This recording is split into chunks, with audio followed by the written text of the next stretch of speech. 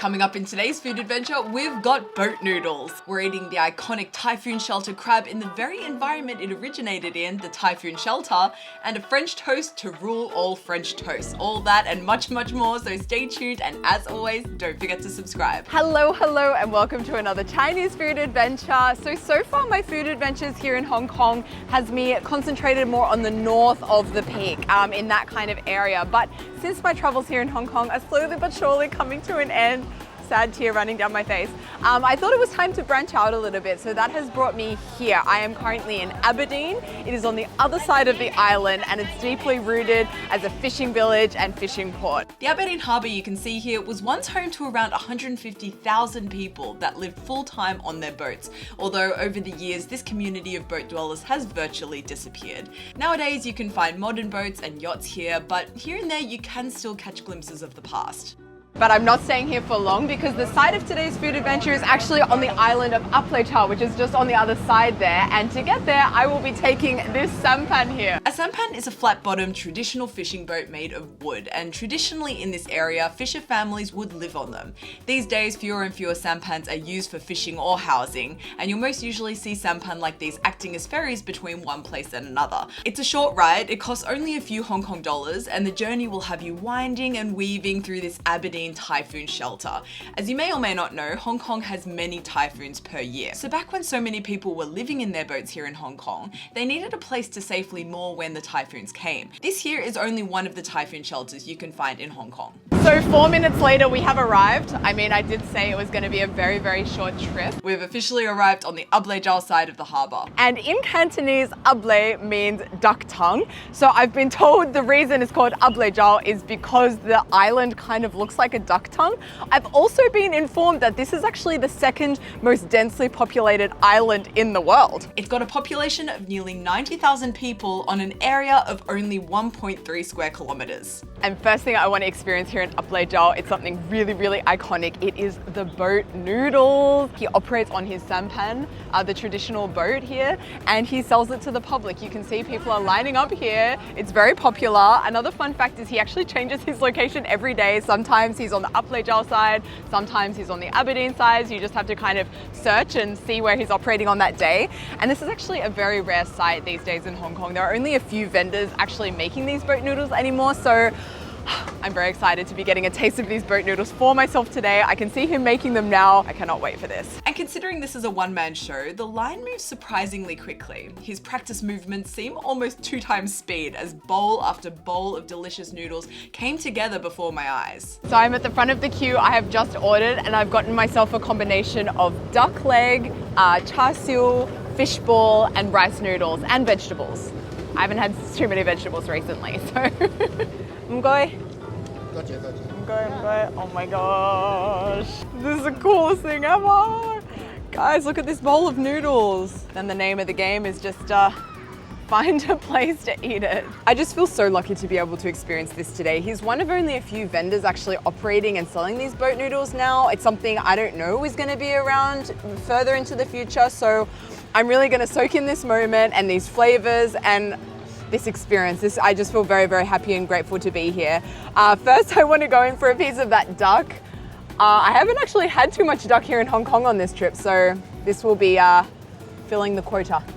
Super tender, that skin is full of flavor. Yum, thumbs up. Now to try some of that char siu. The char siu is a bit different to what I've had before. It's not that intense, sweet, in-your-face kind of flavor that I expect from Hong Kong roast pork.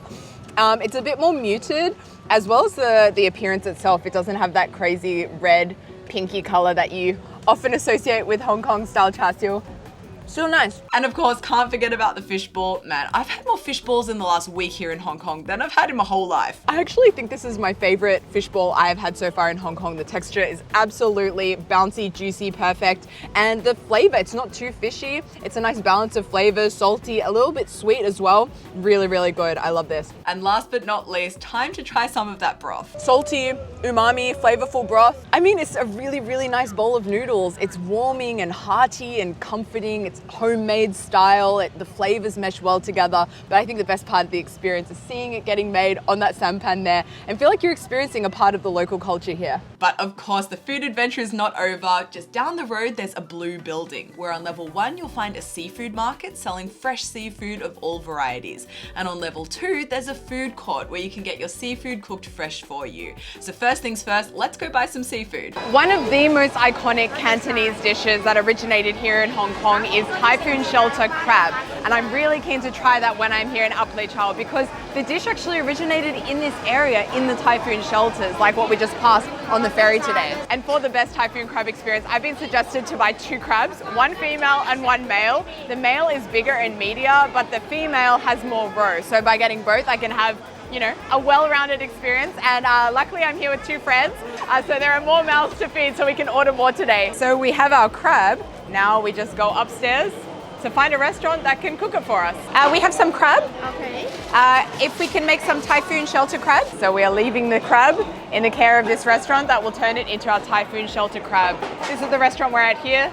It's also famous for their fish skin, I heard, so maybe we'll get some of that as well. And we grabbed a table in this communal dining area. It is super local. It's definitely giving Saturday, come with your family, come with the friends. It's a very nice vibe here, and I cannot wait for the food. It looks so good. And I didn't have to wait long. Here is our Typhoon Shelter crab here now. You can see our 2 crabs there, and all of that chili and garlic and all the things on top. That's a showstopper. That is a showstopper dish.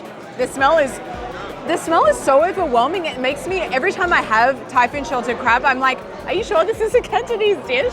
Because Cantonese food and cooking is typically more on the, like, I guess, letting the original flavors shine through. But this, it's just everything, all of the aromatics on a plate. And this flavor profile is inextricably linked to how this dish came to be. So during a typhoon, when a boat was seeking safety in a Hong Kong typhoon shelter, people obviously couldn't just go out and catch some fresh seafood.